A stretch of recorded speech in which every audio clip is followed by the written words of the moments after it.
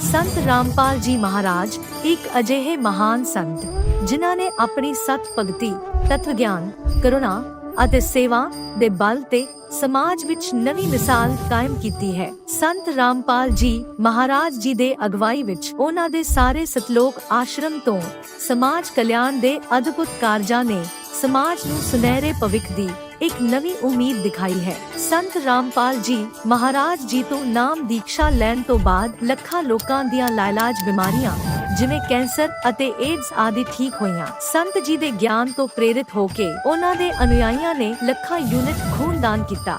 ਸੰਤ ਜੀ ਨੇ ਲੱਖਾਂ ਭੈਣ ਬੇਟੀਆਂ ਦੇ ਦਹੇਜ ਮੁਫਤ ਵਿਆਹ ਕਰਵਾਏ। ਸੰਤ ਜੀ ਨੇ ਲੱਖਾਂ ਲੋਕਾਂ ਦਾ ਨਸ਼ਾ ਛੁਡਾਇਆ, ਕਰੋੜਾਂ ਉਜੜੇ ਪਰਿਵਾਰ ਵਸੇ। ਸੰਤ ਜੀ ਦੇ ਆਸ਼ਰਮਾਂ ਵਿੱਚ ਸਮਾਗਮਾਂ ਦੇ ਦੌਰਾਨ ਨਿਸ਼ੁਲਕ ਅੱਖਾਂ ਦਾ ਇਲਾਜ ਅਤੇ ਦੰਦਾਂ ਦਾ ਇਲਾਜ ਕੀਤੇ ਜਾਂਦੇ ਹਨ। ਸੰਤ ਰਾਮਪਾਲ ਜੀ ਮਹਾਰਾਜ ਵੱਲੋਂ ਸਮੇਂ-ਸਮੇਂ ਤੇ ਵਾਤਾਵਰਣ ਸੰਭਾਲ ਮੁਹਿੰਮ ਦੇ ਤਹਿਤ ਵੱਡੇ ਪੱਧਰ ਤੇ ਰੁੱਖ ਲਗਾਏ ਜਾਂਦੇ ਹਨ। ਸੰਤ ਜੀ ਨੇ ਲੋੜਵੰਦਾਂ ਨੂੰ ਤੁਰੰਤ ਸਹਾਇਤਾ ਪਹੁੰਚਾਉਣ ਲਈ ਮੁਫਤ ਐਂਬੂਲੈਂਸ ਸੇਵਾ ਸ਼ੁਰੂ ਕੀਤੀ। ਸੰਤ ਜੀ ਆਪਣੇ ਅਨੁਯਾਈਆਂ ਨੂੰ ਦੇ ਦਾਨ ਲਈ ਪ੍ਰੇਰਿਤ ਕਰਦੇ ਹਨ, ਜਿਸ ਨਾਲ ਮਾਨਵਤਾ ਦੀ ਸੇਵਾ ਅਤੇ ਸਿਹਤ ਸੇਵਾਵਾਂ ਦੇ ਖੇਤਰ ਵਿੱਚ ਸੁਧਾਰ ਹੋ ਸਕੇ। ਸੰਤ ਰਾਮਪਾਲ ਜੀ ਮਹਾਰਾਜ ਜੀ ਦੇ ਸਾਰੇ ਆਸ਼ਰਮਾਂ ਵਿੱਚ ਹਰ ਰੋਜ਼ ਮੁਫਤ ਭੰਡਾਰਾ ਆਯੋਜਿਤ ਕੀਤਾ ਜਾਂਦਾ ਹੈ, ਜਿੱਥੇ ਹਰ ਧਰਮ, ਹਰ ਵਰਗ ਅਤੇ ਹਰ ਜਾਤ ਦੇ ਲੋਕ ਇਕੱਠੇ ਬੈਠ ਕੇ ਭੋਜਨ ਕਰਦੇ ਹਨ।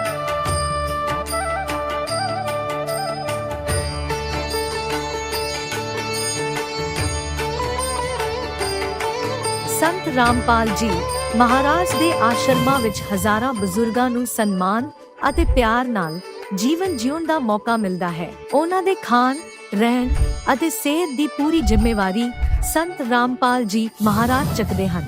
ਅਨਾਥ ਬੱਚਿਆਂ ਲਈ ਸੰਤ ਰਾਮਪਾਲ ਜੀ ਮਹਾਰਾਜ ਦੇ ਸਾਰੇ ਆਸ਼ਰਮ ਕਿਸੇ ਵਰਦਾਨ ਤੋਂ ਘੱਟ ਨਹੀਂ ਹਨ। ਇੱਥੇ ਉਹਨਾਂ ਨੂੰ ਪੜ੍ਹਾਈ, ਸੰਸਕਾਰ ਅਤੇ ਭਵਿੱਖ ਲਈ ਬਿਹਤਰ ਮੌਕੇ ਪ੍ਰਦਾਨ ਕੀਤੇ ਜਾਂਦੇ ਹਨ। ਚਾਹੇ ਹੜ੍ਹ ਹੋਵੇ, ਭੂਚਾਲ ਹੋਵੇ ਜਾਂ ਮਹਾਮਾਰੀ, ਸੰਤ ਰਾਮਪਾਲ ਜੀ ਮਹਾਰਾਜ ਅਤੇ ਉਹਨਾਂ ਦੇ ਅਨੁਯਾਈ ਲੋੜਵੰਦਾਂ ਲਈ ਸਭ ਤੋਂ ਅੱਗੇ ਖੜੇ ਰਹਿੰਦੇ ਹਨ। ਕੋਵਿਡ ਮਹਾਮਾਰੀ ਦੇ ਦੌਰਾਨ ਸੰਤ ਰਾਮਪਾਲ ਜੀ ਮਹਾਰਾਜ ਦੇ ਆਸ਼ਰਮਾਂ ਤੋਂ ਕਰੋੜਾਂ ਲੋਕਾਂ ਲਈ ਖਾਣਾ, ਦਵਾਈਆਂ ਅਤੇ ਜੀਵਨ ਰੱਖਿਅਕ ਸਮੱਗਰੀ ਉਪਲਬਧ ਕਰਵਾਈ ਗਈ।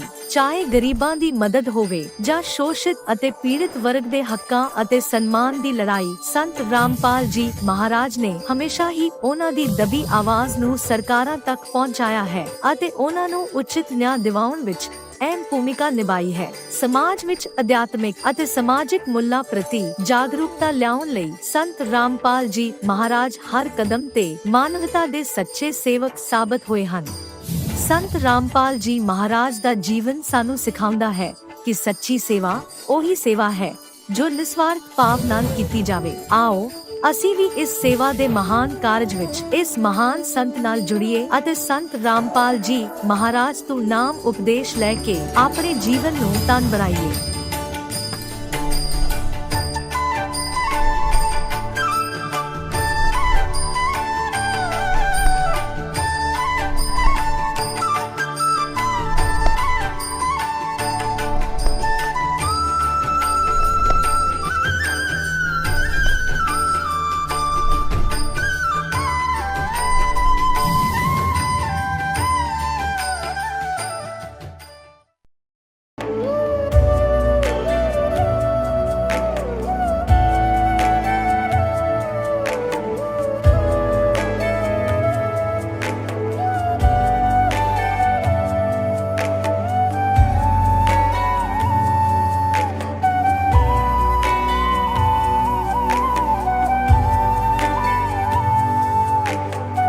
प्रभु राम देव भगवान अल्लाह खुदा ईश आदि नाम एक ही शक्ति के हैं। वो कैसा है, कहां है, कैसे मिलता है, किसने देखा है? ये प्रश्नवाचक चिन्ह पूर्ण रूप से हटाने के लिए अवश्य सुनिए जगत गुरु तत्वदर्शी संत रामपाल जी महाराज के अमृत वचन, सर्व पवित्र धर्मों के पवित्र शास्त्रों के आधार पर। दर्शकों, ये बात किसी से छुपी नहीं है कि मनुष्य जीवन कितना अनमोल है। 84 लाख योनियों के बाद हमें यह जन्म मिलता है, लेकिन क्या हमने कभी सोचा है कि इसे कैसे सार्थक बनाएं? अधिकतर लोग इसे केवल जानकर भी अनदेखा कर देते हैं, परंतु जब जीवन में पूर्ण सद्गुरु का मार्गदर्शन मिलता है तो यह वास्तविकता केवल ज्ञान तक सीमित नहीं रहती, बल्कि समाधान भी बन जाती है। आज हमारे साथ मौजूद हैं छत्तीसगढ़ के बिलाईगढ़ निवासी दिनेश जी। एक समय था जब दिनेश जी किसी भी धर्म या ईश्वर में विश्वास नहीं रखते थे, लेकिन उनके बड़े भाई जो पहले ही पूर्ण सद्गुरु की शरण में जा चुके थे ने उन्हें सत्संग सुनने के लिए प्रेरित किया। धीरे धीरे दिनेश जी को एहसास हुआ कि यह अनमोल जीवन केवल सांसों का खेल नहीं है, बल्कि इसे भक्ति और सेवा से सफल बनाना चाहिए। उनकी रुचि बढ़ी और उन्होंने संत जी से नाम दीक्षा ली। आज वे बताते हैं कि पूर्ण परमात्मा की भक्ति ने उनके जीवन को चमत्कारिक रूप से बदल दिया। तो आइए उनके शब्दों में सुनते हैं दिनेश जी की यह प्रेरणादायक कहानी, उन्हीं की जुबानी। नमस्कार सर। नमस्कार सर। सर क्या नाम है आपका? जी मेरा नाम दिनेश सोनवानी है।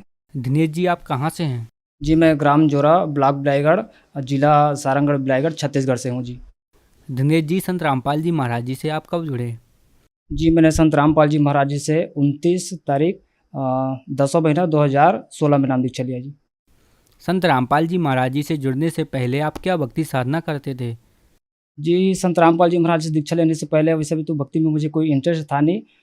मौज मस्ती करना यही सब मुझे अच्छा लगता था, लेकिन घर में कुछ दिक्कत होने के कारण मम्मी पापा जो करते थे तो उनका साथ थोड़ा बहुत सहयोग कर दिया करता था जी। बाकी कोई भक्ति में इंटरेस्ट नहीं था मुझे।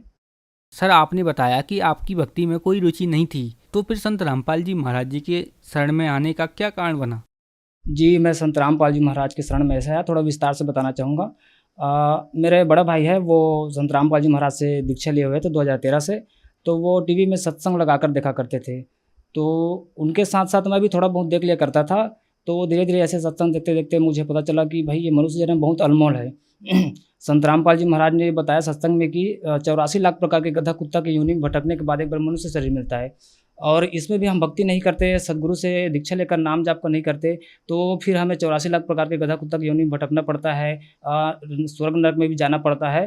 तो ये सब मैंने सुना, और संत रामपाल जी महाराज ने ये भी बताया कि एक ऐसा लोक है जहाँ न मृत्यु होता है न जन्म होता है, और वहाँ सब सुख सुविधा उपलब्ध है कि किसी चीज़ का नाश नहीं होता। तो मुझे बड़ा अचंभा हुआ ये सुनकर, और फिर मेरे इंटरेस्ट बढ़ते गया। तो धीरे धीरे मैंने सत्संग सुनना शुरू किया, और बड़े भाई के साथ साथ रोज़ 1 घंटा सत्संग सुना जी। तो फिर मेरे धीरे धीरे ज्ञान समझ आया, तो 2016 में जाकर मैंने संत रामपाल जी महाराज जी से दीक्षा ली। दिनेश जी संत रामपाल जी महाराज जी से नाम उपदेश लेने के बाद क्या आपको कोई लाभ भी मिले? जी संत रामपाल जी महाराज से दीक्षा लेने के बाद मुझे बहुत लाभ मिले। परमात्मा ने इतने लाभ दिए हैं कि हमें याद भी नहीं रहता जी। तो मुख्य जो मुझे याद है मैं वो बताना चाहूँगा। तो सबसे पहले हमारे घर में भूत प्रेत की समस्या थी जी। भूत प्रेत हमारे सामने में दिखा करते थे। मेरे बड़े भाई को बहुत परेशान किया करते थे। मेरी छोटी बहन है तो उसका गला दबा देते थे, मुँह से झाग निकल जाता था जी। तो और डराने का भी बहुत मतलब वो करते थे भूत प्रेत। तो हमने संत रामपाल जी महाराज से तब से दीक्षा लिया। उसके बाद तो हमारे घर में ना कोई भूत प्रेत है और ना ही ऐसी कोई समस्या है जी। और एक लाभ ऐसा है, एक बार हम लोग बाइक में जा रहे थे, मेरी पत्नी भी साथ में थी, तो अचानक से एक साइकिल वाला सामने आ गया, तो उससे मेरा बाइक टकरा गया जी। तो मेरी पत्नी पीछे में बैठी हुई थी, तो उनका साड़ी पूरा 2 टुकड़ा हो गए। लेकिन परमात्मा संत रामपाल जी महाराज की इतनी दया हुई कि पूरा साड़ी 2 टुकड़ा हो गया, लेकिन मेरी वाइफ को कुछ भी नहीं हुआ, 1 खरोच तक नहीं आया हम दोनों को जी। और एक लाभ ऐसा है, एक बार मैं ऐसे ही काम कर रहा था तो बिच्छू मेरे पैर के नीचे आ गए। तो उसने जैसे मुझे डंक मारा तो मुझे लगा कि कोई कांटा चुभ गया है। मैंने पैर हटाकर देखा तो बिच्छू ने मुझे डंक मारा था। तो मैंने परमात्मा को दंडवत प्रणाम किया, और उनका जो प्रसाद है वो मैंने लिया। और उसके बाद ना तो मैंने डॉक्टर के पास गया, ना कोई झाड़ फूँक कराया, एकदम सही हो गया जी, और बिल्कुल स्वस्थ रहा। और इसके बाद एक मेरा दूसरा एक्सीडेंट था। एक बार क्या हुआ कि मेरे फैमिली को कहीं जाना था, तो बस निकल चुकी थी, मेरे फैमिली वाले उसमें चले गए थे, और बच गए थे मेरे दीदी और एक मेरे 1.5 साल की भांजी थी जी। तो हम लोग बस को ओवरटेक करने के चक्कर में बहुत तेज़ी से बाइक चला रहा था मैं। मेरे बाइक कम से कम 65-70 की स्पीड में था। अचानक से एक ब्रेक आया, तो मैंने ब्रेक लगाया तो मेरी दीदी उछल के ब्रेक के कारण से नीचे रोड पे गिर गई जी। तो रोड पे गिरी तो वो कम से कम 20 फुट घिसटती हुई गई। तो उसमें मेरी छोटी सी भांजी भी थी, तो उनको एक खरोच तक नहीं आया और मेरी दीदी का फेस पूरा छिल गया था जी। तो पर संत रामपाल जी महाराज की दया से वो भी लगभग 5 दिन में ही पूरा कंप्लीट रिकवर हो गया जी। एक लाभ और ये हुआ कि मेरे पापा के पैर में बहुत बड़ा सूजन था जी, और पूरा मतलब घुटना के नीचे से मवाद भर गया था उनके पैर में, और डॉक्टर को भी दिखाते थे तो वो दवाई माटी देते थे, बाकी दवाई माटी से कोई काम नहीं करता था। और यहाँ तक भी बोले थे कि इनका पैर काटना भी पड़ सकता है। तो फिर धीरे धीरे ऐसे दवाई माटी चलती रही, फिर दवाई माटी से कुछ काम नहीं हुआ ना, तो पिताजी ने दवाई माटी खाना ही छोड़ दिया जी। तो इसके बाद क्या हो कि ऑटोमेटिक संत रामपाल जी महाराज जी के दया से वो धीरे धीरे पूरा ठीक हो गया जी। सर, संत रामपाल जी महाराज जी की शरण में आने के बाद आपको बहुत सारे लाभ मिले, तो जो दर्शक आज आपको टीवी पर देख रहे हैं वह भी संत रामपाल जी महाराज जी से जुड़ना चाहते हैं तो कैसे जुड़ सकते हैं? जी, संत रामपाल जी से दीक्षा लेना आजकल बहुत आसान हो गया है। चैनल पर 7:30 बजे गुरु जी का सत्संग आता है, तो उसके नीचे एक पीली पट्टी चलती है, इसमें नंबर दिया हुआ होता है, और उसमें आप कांटेक्ट करके अपने नज़दीकी नामदान केंद्र का पता कर सकते हैं। इसके अलावा आप www.jagatgururampalji.org पर भी जाकर डिटेल पता कर सकते हैं जी। सर, बहुत बहुत धन्यवाद आपका। सत्संग। अब जगत गुरु तत्वदर्शी संत रामपाल जी महाराज जी के सत्संग के माध्यम से उस अद्वितीय आध्यात्मिक ज्ञान के बारे में जानते हैं जिसके माध्यम से आप भी प्राप्त कर सकते हैं ऐसे आध्यात्मिक, मानसिक और भौतिक सुख जो अभी तक आपने सिर्फ मीराबाई, ध्रुव, प्रहलाद जैसे कुछ ही भक्तों की जीवन कथा में सुने होंगे। अब सुनिए तत्वदर्शी संत के संग शास्त्र अनुकूल भक्ति सत्संग, ऐसा अद्वितीय आध्यात्मिक ज्ञान जिसका है सर्वधर्मों के पवित्र शास्त्रों में प्रमाण। परम पिता परमात्मा पूर्ण ब्रह्म सर्व सृष्टि रचनहार कबीर परमेश्वर जी की असीम कृपा से आप पुण्यात्माओं को सत्संग सुनने का सुअवसर प्राप्त हुआ, और सबसे अच्छी किस्मत आप जी की है कि आपको परमात्मा ने शरण में ले लिया। आप कितनी पुण्यात्मा हो ये स्वयं को ज्ञान नहीं होता। आपके पुण्यों की, आपके शुभ कर्मों की जो जानकारी इस दास को है वो आपको नहीं है, क्योंकि ये दास परमात्मा के विधान से कुछ परिचित हुआ है। परमेश्वर ने अपनी महिमा आप ही बताई है। जब तक हमें परमेश्वर के द्वारा दिया गया ज्ञान नहीं मिला था, कोई भी संत, कोई गुरु कुछ भी उआ बाई बकता था, कुछ भी ज्ञान सुनाता था, हमें अच्छा लगता था। जब से परमेश्वर के इस तत्व ज्ञान रूपी इस टॉर्च का प्रकाश हमें मिला है, उसके बाद हमें इसके रोशनी में पता चला कि ये सब उआ बाई बक्या करते थे। तो परमात्मा के इस ज्ञान से पता चला है, परमेश्वर ने स्वयं आकर बताया है कि लख बर सूरा जूझ ही लख बर सांवत दे, लख बर यति जहान में तब की तो सतगुरु शरणाली। इसके साथ साथ एक और बताते हैं भगवान कि गोरख से ज्ञानी गणे और सुख दे जति जहान, सीता सी बहु भारिया संत दूर स्थान। परमेश्वर ने बताया है कि बहुत बड़े विद्वान भी मिल जाएंगे, धारावाहिक प्रवचन करने वालों की भी कोई कमी नहीं मिलेगी।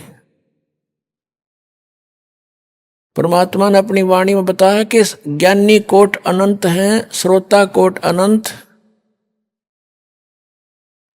और वक्ता कोट अनंत हैं, बिरले साधु संत। तो पुण्यात्माओं, परमेश्वर ने बताया कि सीता जैसी पतिव्रता बहनों की कमी नहीं, औरतों की कमी नहीं, बहुत मिल जाएंगी। सुखदेव जैसे यति पुरुष भी बहुत होंगे। गोरखनाथ को परमेश्वर का ज्ञान, परमेश्वर से ज्ञान प्राप्त हुआ था, हमारे अंदर एक सबसे बड़ा अवगुण ये भी है कि हम कृतघ्नी भी पैरेलल चलते हैं, कृतघ्नी तुरंत हो जाते हैं। गोरखनाथ जी को परमात्मा से ज्ञान हुआ, उसके बाद स्वयं ही वक्ता बन गया और इस परमात्मा से प्राप्त ज्ञान को जगह जगह सुनाकर और बहुत बड़ा विद्वान सिद्ध हो गया। परमात्मा कहते हैं गोरख से ज्ञानी गणे और सुखदेव जति जिहान, सीता सी बहु भारिया, ये संत दूर स्थान, संतों के घर बहुत दूर है। इस तरह की फोकट महिमा तो ना जाने कितनों की होंगी, लेकिन ये तत्व ज्ञान मिलना और परम संत की शरण मिलना, पूर्ण परमात्मा की जो शरण मिलना, ये तो बहुत युगों पर्यंत कभी दाव लगता है। ये आपका दाव लगा है।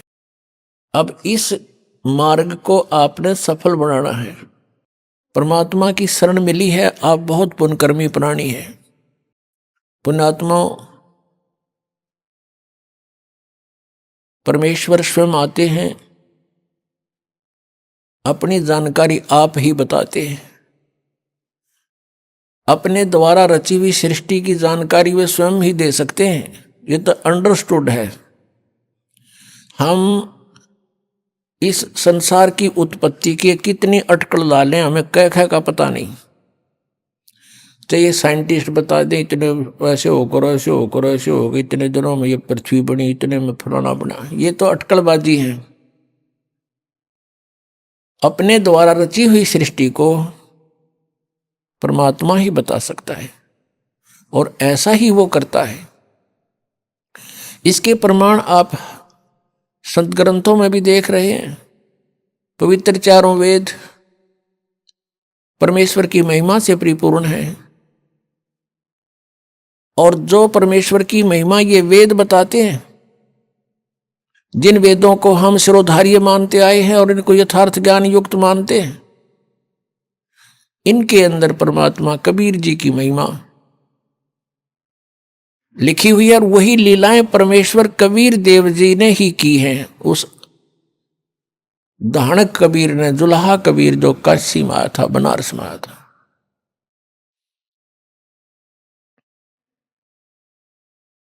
तो वो परमात्मा आके बताते हैं,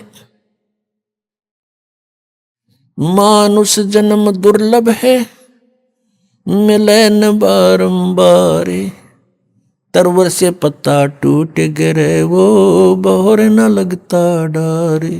परमात्मा स्वयं बताते हैं कि आप जिस परिवार में रह रहे हो उसको जानो एक वृक्ष है, पेड़ है, उसमें आप पत्ता लगे हुए हो और जिस समय वो पत्ता टूट कर गिर जाता है पुनः स्थापित नहीं हो सकता। ऐसे ही एक परिवार का सदस्य जिसकी मृत्यु हो जाएगी वो पुनः वहां नहीं आ सकता, उसी स्थिति में। तो पुण्यात्माओं, परमात्मा याद दिलाते हैं, मानुष जन्म पाए कर जो नहीं रटे हरि नाम, जैसे कुआ जल बिना फिर बनवाया क्या काम। राम रटत कोढ़ी भलो, चू चू पड़े जो चाम, ये सुंदर शरीर किस काम का, जिस मुख नाही नाम। कबीर जिव्या तो आए भली, जो रटे हरि नाम, नहीं तो काट के फेंक दियो, यो मुख में भलो ना चाम। परमात्मा इस मानव शरीर की कितनी वैल्यू बता रहे हैं, महिमा बता रहे हैं कि यदि इससे परमात्मा की साधना भक्ति करते हो तो ये मानव शरीर जी रहे हो, मानव जीवन जी रहे हो, मानव शरीर का तुम सदुपयोग रहे हो। और परमात्मा यहां तक बता रहे हैं कि इस मुख में, इस जीव की केवल एक आवश्यकता है, भगवान के गुण गाने की। इसके अतिरिक्त यदि हम भगवान की साधना इससे नहीं करते हैं, गुणगान नहीं करते हैं, तो इसको कहते ये मुख में चाम अच्छा नहीं। इससे अच्छा तो इसे न काट के फेंक दे। अपने आत्माओं, ये परमात्मा ये नहीं कहते कि इसको काट दो, इसका सदुपयोग करो। यदि हम परमात्मा के गुणगान नहीं करते हैं तो इस जीव का के प्रयोग करते हैं कि तो झूठ बोलने पेट के लिए। किसी को ऐसा वचन कह देते हैं, जैसे कहते हैं, परमात्मा कहते हैं हित पराई आत्मा और जीव बांध तलवार। एक तगड़ा व्यक्ति है या उच्च अधिकारी, किसी भी प्रकार से जो कुछ उससे शक्तिशाली है किसी भी तरीके से, और नीचे वाले यानी कमजोर व्यक्ति को ऐसे वचन बोल देता है, उसकी आत्मा रोती रहती है। और कहते हैं उस जीव ने तलवार का काम कर दिया, और एक अपने पेट के लिए यानी अपने रोजगार के लिए जीव ना जाने कितनी झूठ बोलते हैं, और वो सारे पाप कमावा हम। इसलिए परमात्मा कहते हैं राम रटत कोढ़ी भलो, राम रटत कोढ़ी भलो, चू चू पड़े जो चामे, ये सुंदर शरीर किस काम का, जा मुख नाही नाम। राम रटत दारिद्र भलो, टूटी घर की छान, वो सुंदर महल किस काम के, जहां भक्ति नहीं भगवान। राम रटत कन्या भली, साकट भलो न पूत, जैसे छेरी के गल में गलथना, जिसमें दूध ना मूत। परमपिता परमात्मा हमें ये समझाने की चेष्टा करते हैं कि काल भगवान ने सारी उल्टी रीति हमारे चिपका रखी है। हम इस काल के जाल में इतने फंस गए हैं, फिर हमारा एक समाज बन गया है, उस समाज के अनुकूल हमें सभी सुविधाएं नहीं मिलती हैं, तो हमें फिर बहुत परेशानियां होती हैं। जैसे हमारे समाज में पुत्र की प्राप्ति अति आवश्यक मान रखी है कि यदि पुत्र नहीं होता है तो जीवन व्यर्थ है, चाहे कन्या कितनी हो जाओ। तो ये काल भगवान का एक जबरदस्त जाल है जो हमारे ऊपर फैला रखा है उसने। जिसके पुत्र नहीं है तो वो वैसे ही समाज में अपने आप को एक कमजोर मानता है, हेय मानता है। और जिसका संतान बिल्कुल नहीं, वो तो अपना जीवन कति व्यर्थ मान रहा है बिना ज्ञान के। हम दुखी बिना ज्ञान के हैं यहाँ पर। जब हमें ज्ञान हो जाएगा फिर ये बातें हमें दुखी नहीं करेंगी। फिर उसके अतिरिक्त जैसे चलो ये भी सब्र किया, वही कन्या होगी, पुत्र नहीं हुआ, आगे फिर उन बहनों को, उन कन्याओं को कितना कष्ट है। जैसे उनके बच्चों का विवाह होता है, भाई है नहीं तो भाती नहीं आया, तो उस दिन बहन खूब रोए, चाहे दूसरा चाचे तहुआ का कितना ही कुछ कर लो। फिर एक हमने और बना रखा है रक्षाबंधन। उस रक्षाबंधन के दिन फिर रोए वह बहन जिसका भाई को ना। बता वो रक्षा कर देगा अपनी बहन की? वो भाई जो रक्षाबंधन जिसका बांधन जावे है कि मेरी रक्षा करिए भाई तू। एक बहन बता रही थी कि रक्षाबंधन के दिन, नाम लेने से पहले की बात है, नाम लेने के बाद हम नहीं करते ये, क्योंकि हमें पता लग जाता है। अब उसको ज्ञान हुआ उस बात का कि मैं अपने भाई के घर गई हुई थी, अपने मायके, रक्षाबंधन वाले दिन। इंतजार कर रही थी भाई आओगा, रक्षाबंधन उसके बांधोगी, पहुंची। भाई नहीं आया, उसका शव आया। उस दिन एक्सीडेंट हो गया, दुर्घटना होगी, टक्कर मार कर रोए सारा परिवार। अब जो भाई अपनी ही रक्षा नहीं कर सकता, बहन की कहां से कर देगा? जो रक्षा करने वाला है उसकी तरफ ध्यान भी को नहीं। तो परमात्मा ये याद दिलाते हैं कि तुम समर्थ का शरणा गहो रंगोरी हो, और फिर कबू ना हो अकाज राम रंगोरी हो। पुण्यात्मा, यदि आपने परमात्मा पाना है और काल के जाल से छूटना है तो इस परमात्मा के दिए विधान के अनुसार चलना पड़ेगा। लोक लाज ना कीजिए निर्भय हो रहिए, ये मन संतों दीजिए तो गोविंद पाइए। बहु सागर जूनी जन्म हरिदास मिटावे, बहुर बहुर नहीं आ वही फिर मुक्ता पद पावे। ऐसे हरिजन संत हैं संगत नियत की जय, इस झूठे जग की लाज में ना ही चत दीजिए। किसी भी संत का इतिहास देख लो, उन्होंने सबसे पहले यही कहा है कि लोक लाज मर्याद जगत की तृण जो तोड़ बगावे, जब कोई राम भगत गत पावे। मीराबाई ने कहा था,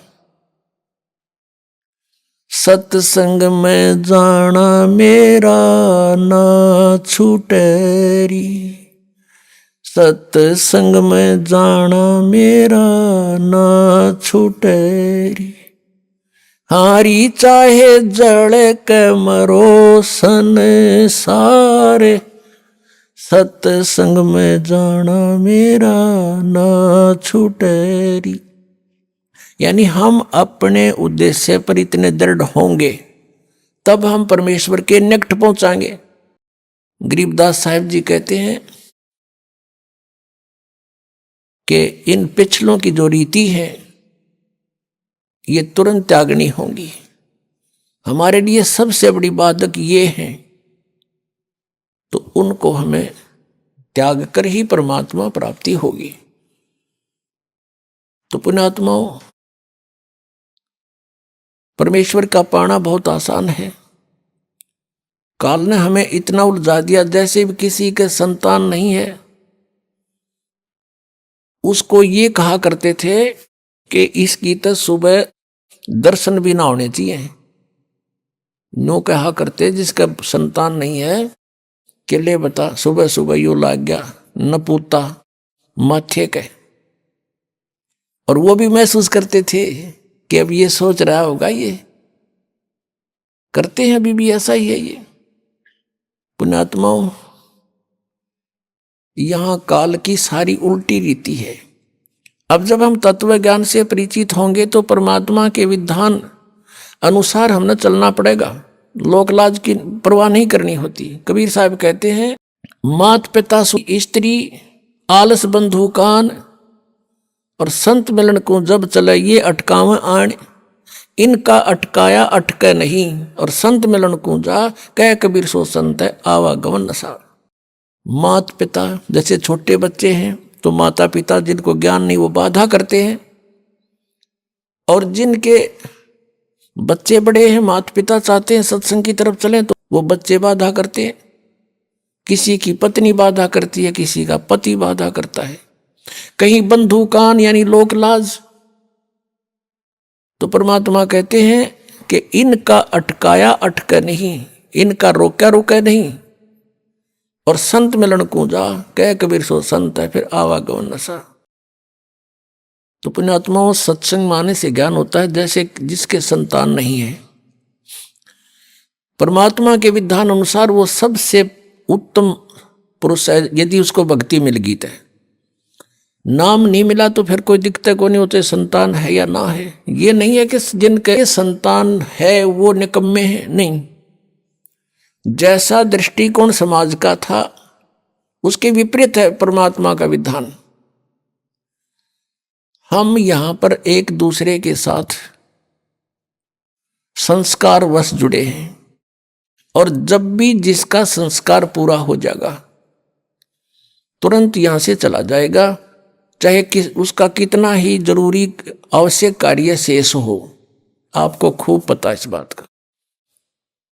तो ऐसे किसी के पुत्र युवा मर जाते हैं। एक व्यक्ति ने अपना पुत्र पढ़ाया, खूब शिक्षा ग्रहण कराई उसको, और इंजीनियरिंग की डिग्री कर ली, और उसको पोस्ट भी प्राप्त होगी, नौकरी भी प्राप्त होगी, विवाह का समय रख दिया, विवाह से 3 दिन पहले एक्सीडेंट में मृत्यु होगी। अब इकलौता पुत्र था, अब क्या कहें, अब रो रहे हैं टक्कर मार के बेचारे। तो पुण्यात्माओं, ये सोचना पड़ेगा कि जिसका जितना समय, जिसका संयोग संस्कार जिसके साथ है, उतना ही रह सकोगे। परमेश्वर कबीर जी की शरण में आने के बाद और पूरा ही परिवार मालिक के चरणों में लग जा, उसका तो कहना है कि नहीं तो जो लगेगा उसको राहत अवश्य मिलेगी। तो ये इस तरह की दुर्घटनाएं नहीं होंगी यदि नियम ठीक रखेंगे। जब लग हंसा हमरी आना, और काल लगे नहीं तेरा बाणा। परमात्मा कहते हैं, हे जीवात्मा, जब तक तू हमारी मर्यादा में है तब तक काल का दाव नहीं लगेगा, काल का तीर नहीं लगेगा। परमात्मा की मर्यादा ये नियम है कि 100 वर्ष तक सतगुरु पूजा, एक दिन आन उपासी, वो अपराधी आत्मा फिर पड़े काल की फांसी।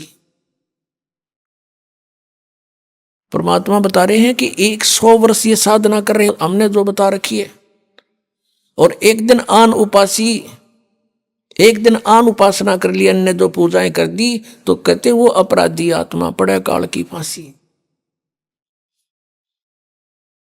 तो ये मर्यादा खंड नहीं होनी चाहिए। हमारे नाम को बहुत दृढ़ता से हमने नियमों का पालन करते हुए आगे बढ़ाना है। फिर देखना खेल मालिक के, तो जो निसंतान हैं उनका आगे कोई लेन देन नहीं है,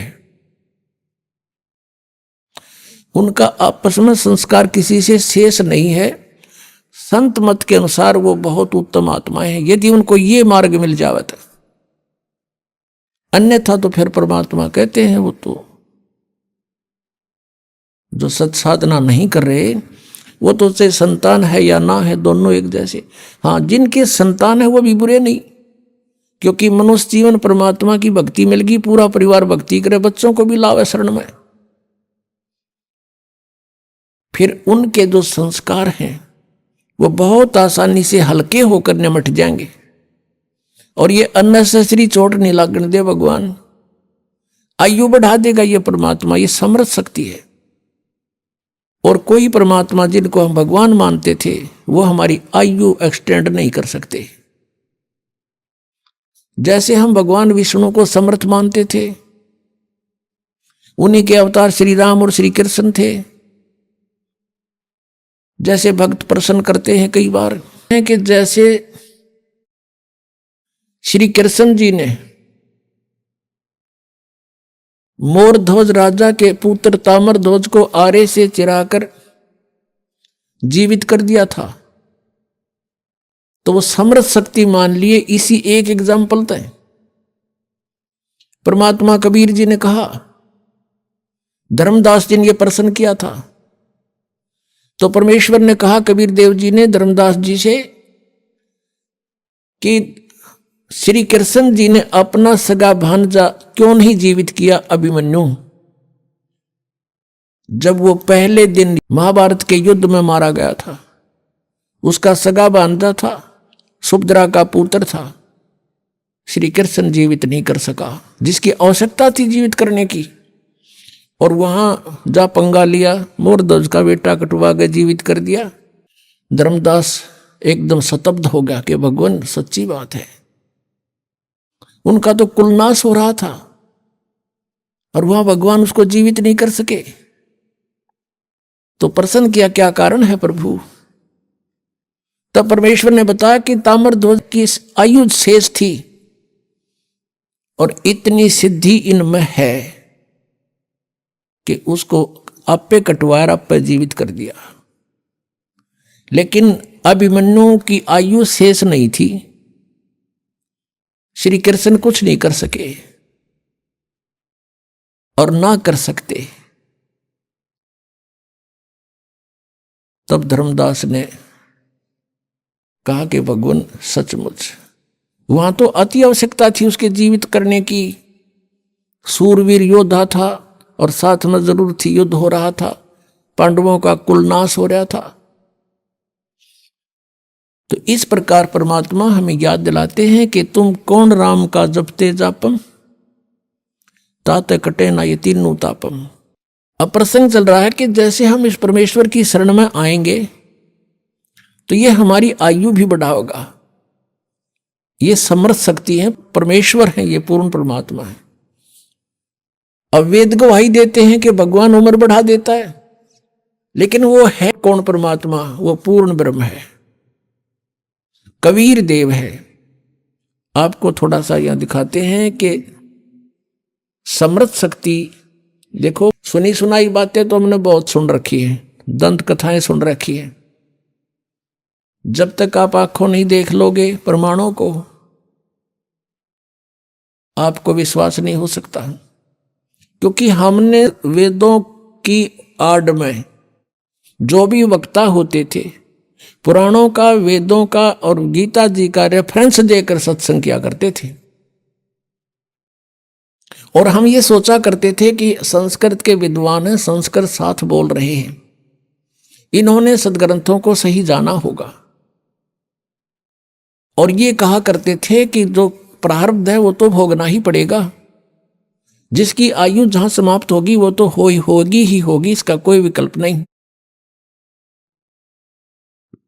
और परमात्मा की महिमा गुणों में लिखा है कि परमात्मा हमारी आयु बढ़ा सकता है, हमारे जीवन में आने वाले संकटों का नाश कर सकता है।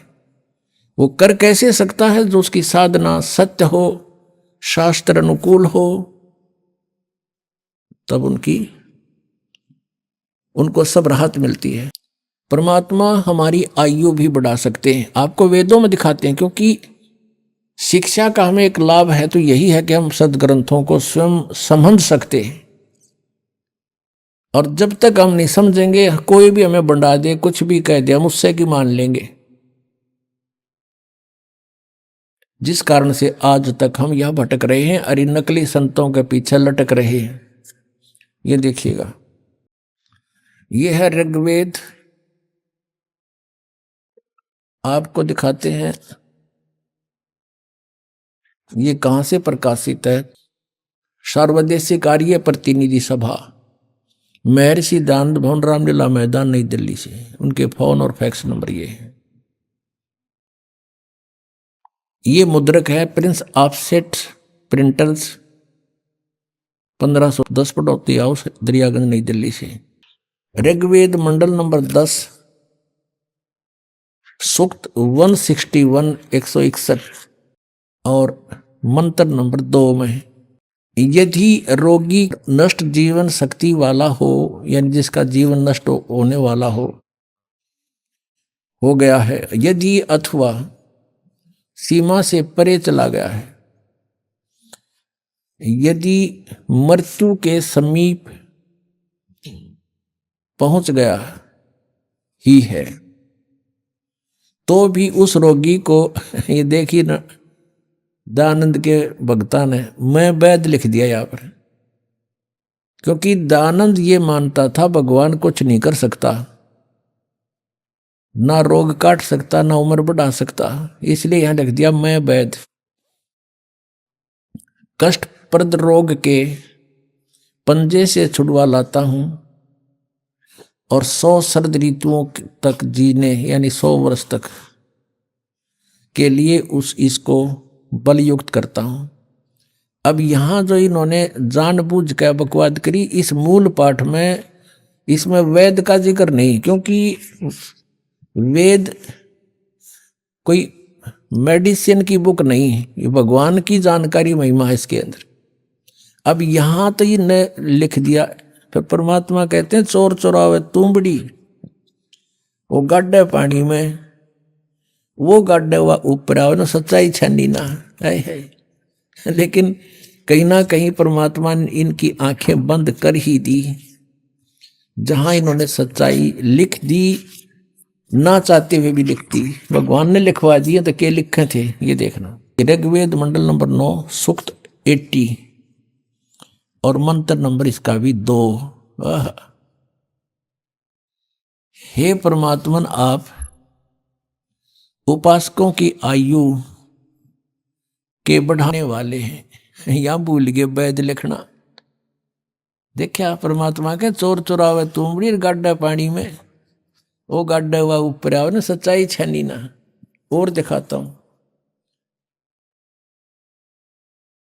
इन्हीं के अनुवाद में, ये देखिएगा। एक और दिखाते हैं इन्हीं परमात्मा। देखो ये दास अगर आपको अनुवाद करके या बताओ वैसे तो नहीं जच्चे, क्योंकि ये आपका तो यकीन हो जा, पर ये होड़ ना दें। ये कहकर आपको भ्रमित कर देते कि रामपाल को संस्कृत ना आती, ये वेदों के अनुवाद करेगा। और यही हमारे भगवान कबीर साहब के बारे में इन्हें टांग अड़ाई थी कि कबीर अशिक्षित है, अक्षर ज्ञान नहीं, ये संस्कृत का मामला, ये सदग्रंथों को समझना इस जुलाहे के बस का कहां, ये झूठ बोलता है। और परमात्मा सारी सच्ची कहा करते थे। 600 वर्ष पहले ये बात बताया करते। तो दास आपको सदग्रंथों से रूबरू करा रहा है, और उन्हीं से आज परमात्मा ने अनुवाद करवा रखे हैं। इन्हीं के अनुवाद में परमात्मा ने दया बख्शवा दी। नन्नू कौन कहे मैं काल हूं, और वो भगवान कोई और है। गीता में सारे रेफरेंस दे दिए। मालिक ने कहा दिया, उसने पता ही नहीं वक़्त के बोल गया। और सच्चाई बुलवा दी दाता ने उस ब्रह्म काल तक कि वो परमात्मा तो कोई और है, और मैं तो काल हूं, सबको खाने आया हूं। जब तो नांडी पाक के कही थी कि यहाँ कोई मैंने टोकड़ियाँ नहीं कि मैं कह दूं, और कह दी सच्ची।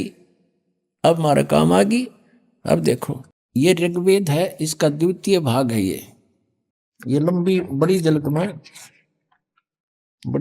है। ये प्रकाशक हैं पंडिता राकेश रानी, और ये कहाँ से छपा है? प्रधान कार्यालय वेद मंदिर महात्मा वेद भिक्षु सेवा आश्रम लेखराम नगर इब्राहिमपुर मुखबेलपुर दिल्ली दूरभाष इतना दान संस्थान। और ये है इसका अनुवादक महात्मा वेद भिक्षु भारतेंद्र नाथ, और दान संस्थान करोल बाग नई दिल्ली से इसने इसका अनुवाद किया है। देखिएगा ये है ऋग्वेद मंडल नंबर 10 सूक्त 161। ये 161 और ये दूसरा मंत्र इसका। इसने बहुत बढ़िया अनुवाद किया। सच्चाई, यदि किसी रोगी की जीवन शक्ति समाप्त हो, उसकी आयु ना रही हो, यदि वह सीमा से परे हो गया है, यदि वह मृत्यु के सन्निकट चला गया है, तो भी उसे मैं भारी कष्टप्रद रोग के पंजे से मुक्त कराऊं तथा उसे 7 वर्ष यानी 100 वर्ष के जीवन हेतु बल संपन्न करूं। भावार्थ में भी सही लिखा है इसने। यदि रोगी की जीवन शक्ति समाप्त हो, यानी उम्र खत्म होगी, वो आयु हो रही है और उसका रोग सीमा से पार हो गया है, तब भी परमात्मा उसे इस कष्टप्रद रोग से मुक्त कर 7 वर्ष यानी 100 वर्ष का जीवन दे सकता है। अब बिल्कुल सही लिखा है पर, क्योंकि परमात्मा की महिमा है, या किसी वैद्य की और दवाइयां की किताब नहीं है। ये देखिएगा ऋग्वेद मंडल नंबर 9 सूक्त ये 80 का है, यहाँ 82 गलत लिख रखा है यहाँ, क्योंकि यहाँ से शुरू हुआ है 80 से और आगे 82 अलग होता है। ये यहाँ से है, ये 79वां सूक्त समाप्त हो गया, ये 80वां चल पड़ा। और इसका ये 2 मंत्र यहाँ है, या आगे 82 शुरू हो जाता है, इसलिए 81 यहाँ लिख दिया उन्होंने, 81 भी पूरा हो गया। अभी आपने सुने संत रामपाल जी महाराज के मंगल प्रवचन। आइए अब सुनते हैं संत रामपाल जी महाराज से नाम दीक्षा लेकर सतभक्ति करके अद्भुत लाभ प्राप्त करने वाले अनुयायी के विचार।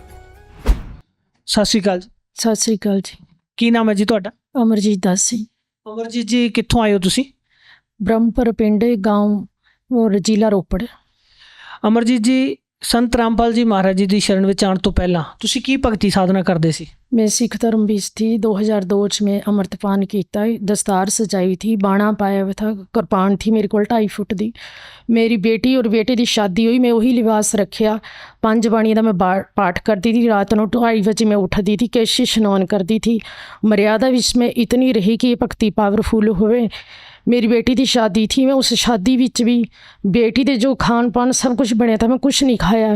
3 दिन में दुध पींदी रही कि मेरी इस मर्यादा पंगता ना होवे। 52 मर्यादा थियां इस सिख धर्म विच। और रात के 2:30 बजे उठ के मैं पाठ करना सुखमनी साहिब का 5 बाणियां दा। और अपने नितनेम के बाद मैं 10 बजे फिर चल जाना, 12 बजे आना। मैं अपनी समाधि विच रहिंदी थी, उहदे विच मेरे पर बहुत बड़ी रिद्धि सिद्धि का प्रभाव पड़िया जी। फिर संगत विच गलबात होने लगी। फिर उहदे विच मैं 2013 ਵਿੱਚ ਸਾਰਿਆਂ ਦੇ ਪਿੱਛੇ ਹਟ ਗਈ ਕਿ ਨਹੀਂ, ਮੈਨੂੰ ਪਰਮਾਤਮਾ ਹੀ ਚਾਹੀਦੇ। ਮੈਂ ਗੁਰੂ ਨਾਨਕ ਜੀ ਕੋਲ ਇਹ ਪ੍ਰਾਰਥਨਾ ਕਰਦੀ ਰਹੀ ਕਿ ਪਰਮਾਤਮਾ ਤੁਸੀਂ ਕਿਹੋ ਜਿਹੇ ਔਰ ਕਿੱਥੇ ਹੈ।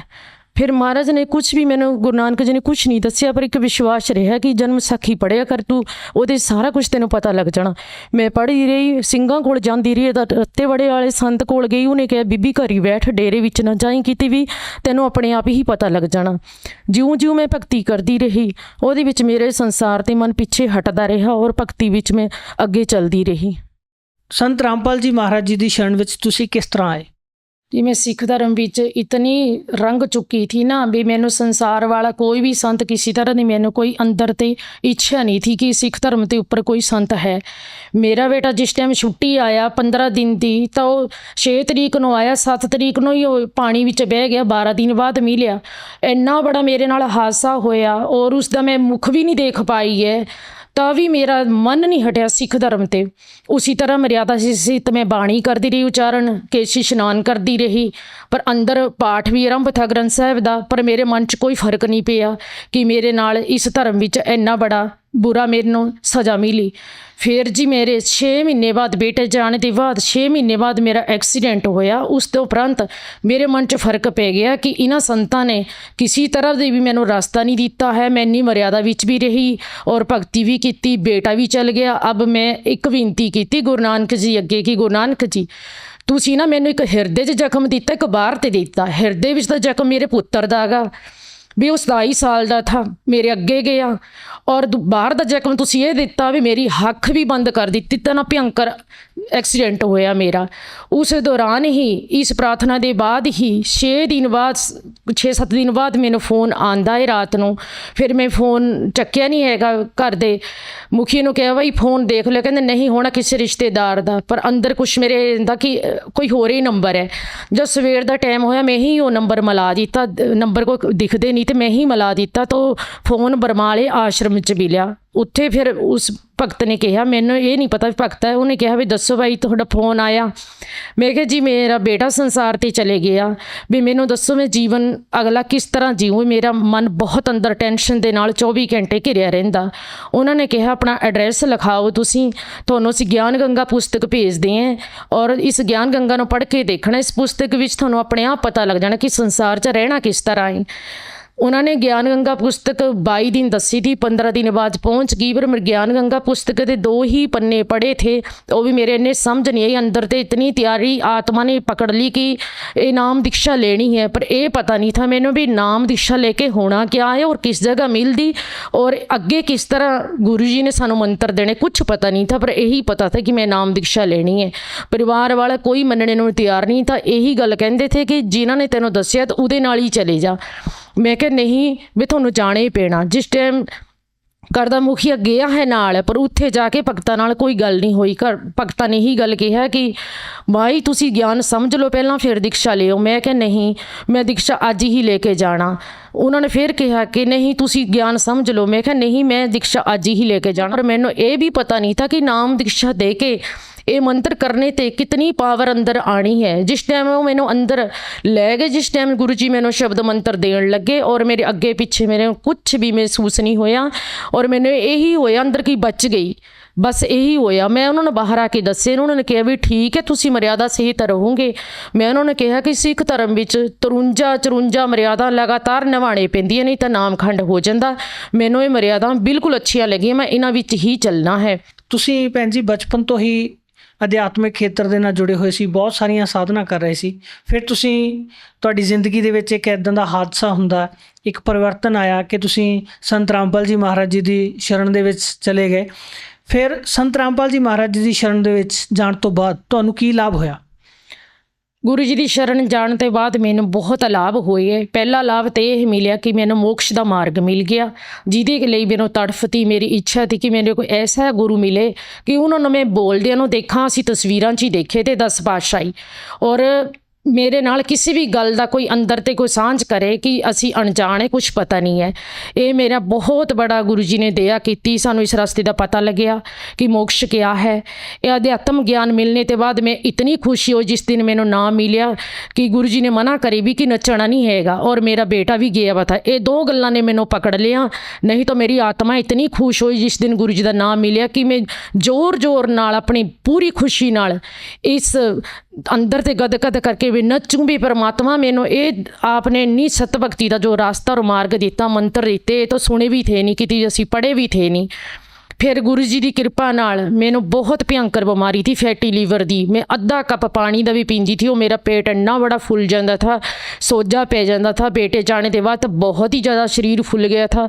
सारी जगह जाए असी, हरिद्वार दिखाया, चंडीगढ़ दिखाया, जो भी देसी इलाज है सारे, मोहाली सारे डॉक्टरों ने दिखा लिया। ਉਹਦੇ ਵਿੱਚ कुछ नहीं आता था, यही गल कहते थे खाण पीण अपना सैट करो। वो सारा कुछ करके देख लिया जी। गर्म पानी पीने को कहा, वो भी करके देख लिया। और मूंगी की दाल तक उन्होंने मैंने पजा दिता कि मूंगी दाल ही खाओ, आप फुलका खा के नहीं सो सकते रात को। और जो प्रसाद है, कोई मिठी चीज़ है, किसी को टच नहीं करना, उसी दिन थोड़ा एडमिट होने पैना। उस दे नाल ही फैटी लीवर नाल ही इतनी बीमारी हो गई, सर्वाइकल और अंदर की मानस क्रिया इतनी कमज़ोर हो गई कि जिथे भी मैं चीज़ रखनी मैंने पता ही नहीं लगना कित्थे रखी। और कदे दरवाजे नाल मेरे पैर बज जाना, कदे सिर बज जाना, तुरने का भी मैंने पता नहीं लगना। उसने इन्नी भयंकर बीमारी ने रूप ले लिया। इन्ने टेस्ट कराए, किसी टेस्ट में कुछ ना आवे। फिर परिवार वाले भी कहते भाई इन्ना पैसा भी लग लिया, सब कुछ लग गया, तेरी भगती भी काम नहीं करी है, इन्नी भगती की है और इन्ना परहेज भी रख दी है, हुण तुसी आराम नाल जिथे हैगे इत्थे ही रहन दो, बस अपने शरीर बारे ही सोचो भी क्या बनना इसका।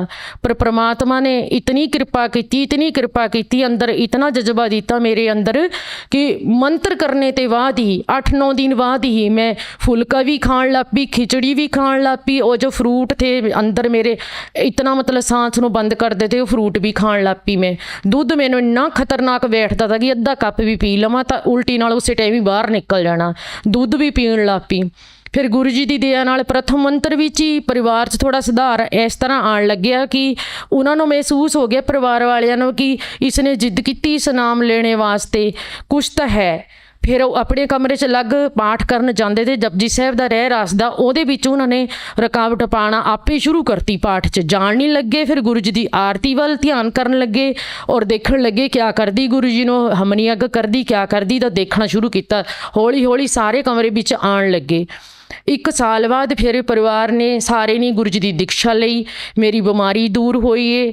और ज्ञान विच जो भी किसी किस्म की गल का, कोई भी बाहर की गल करते थे, बड़ियां बड़ियां गल्लां करते थे, साडे गुरु ऐ करते, साडे गुरु ऐ, वो बोलना बंद किया।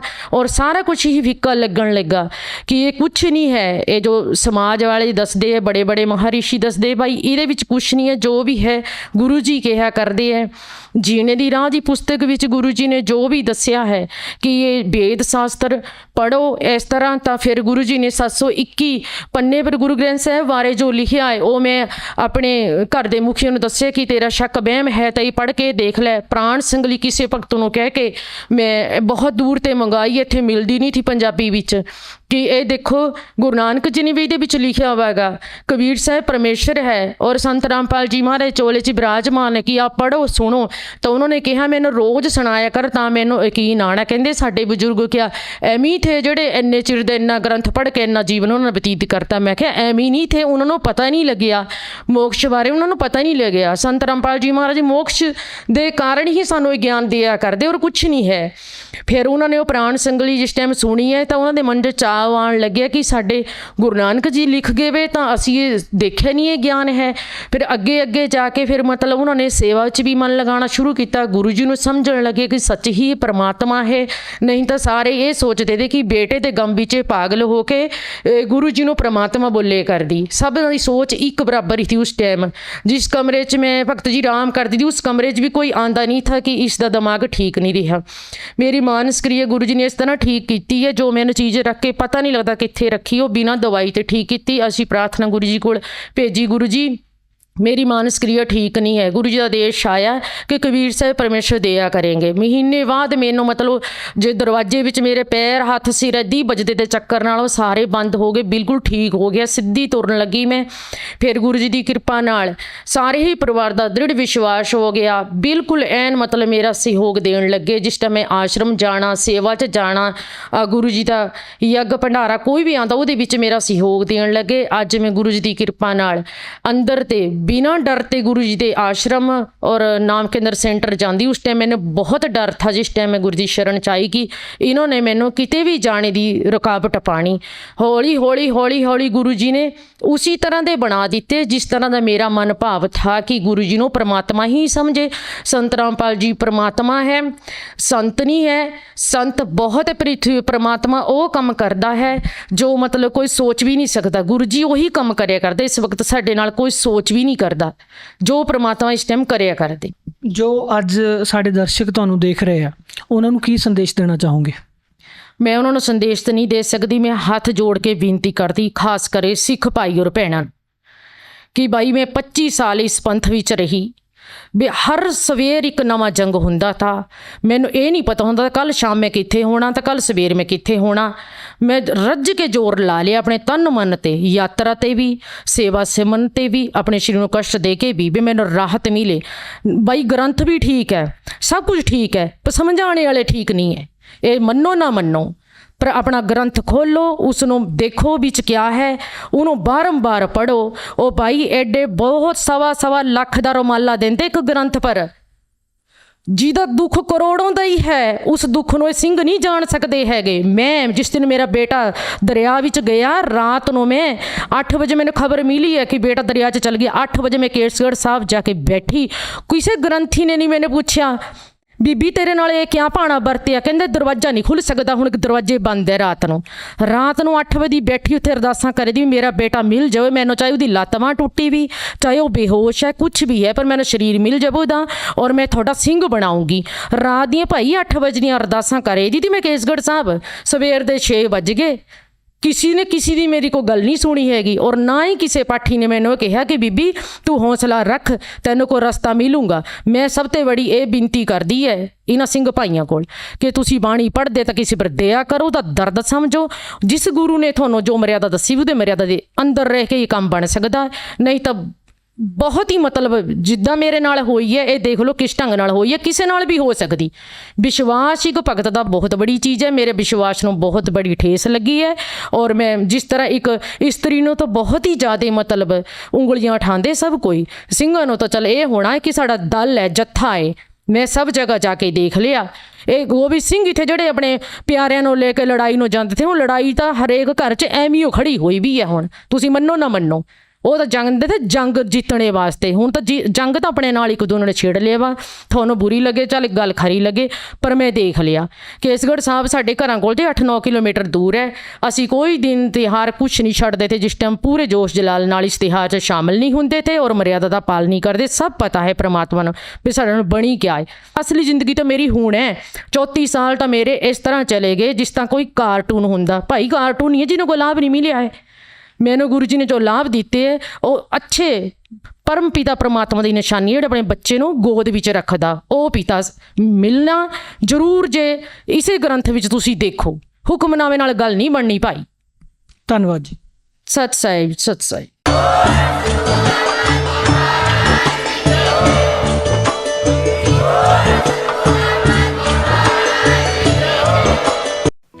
आप सुन रहे थे जगत गुरु तत्वदर्शी संत रामपाल जी महाराज के मंगल प्रवचन।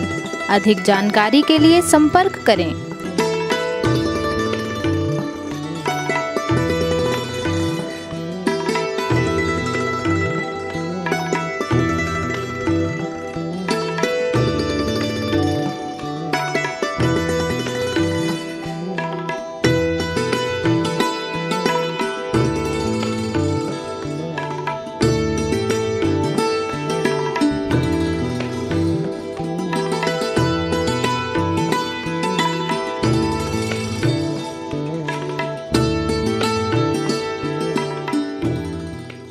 जगत गुरु तत्वदर्शी संत रामपाल जी महाराज जी के पावन सानिध्य में भक्ति की अलख जगाने तथा श्रद्धालुओं को सत्य भक्ति मार्ग का रास्ता दिखाने हेतु कनाडा के लोकप्रिय channel the TV NRI channel पर जगत गुरु तत्वदर्शी संत रामपाल जी महाराज जी के मंगल प्रवचनों का प्रसारण प्रतिदिन सुबह 7:30 बजे से 8:30 बजे तक तथा रात्रि 7:30 बजे से 8:30 बजे तक किया जा रहा है। इस सत्य भक्ति मार्ग को अपनाने के लिए अधिक से अधिक सत्संग प्रसारण देखें। इस सत्संग प्रवचन का सीधा प्रसारण संत रामपाल जी महाराज लाइव सत्संग YouTube चैनल और जगत गुरु संत रामपाल जी महाराज फेसबुक पेज पर भी देख सकते हैं।